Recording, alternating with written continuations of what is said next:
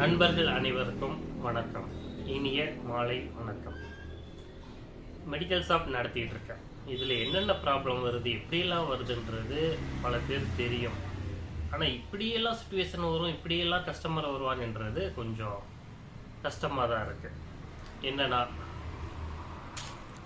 இது ஒரு மெடிசன். இந்த மெடிசன் நான் வாங்கி 1 வருஷம் ஆச்சு. கஸ்டமர்ஸ் யாருமே வரல.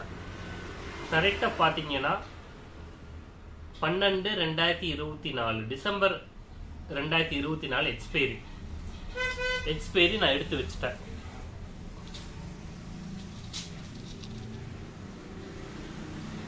எக்ஸ்பைரிக்கு எடுத்து வச்சுட்டேன். ஆக்சுவலி இது ஒன்றும் ரிட்டர்னும் பண்ண முடியாது, குப்பையில் தான் போடணும், வேஸ்ட்.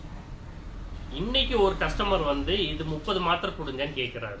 இதே காம்பினேஷனில் என்கிட்ட இல்லை சார், வெளியில் வாங்கிக்கிங்கன்னு சொல்லி அனுப்பிட்டேன்.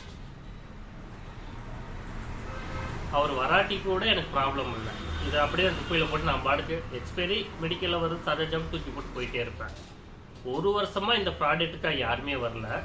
எக்ஸ்பைரிக்கு எடுத்து வச்ச உடனே ஒருத்தர் வந்து 30 மாத்திரை கொடுங்க, கரெக்டாக 12/24 எக்ஸ்பைரி 10 நாள் ஆகுது. இப்போ வந்து கேட்குறாரு,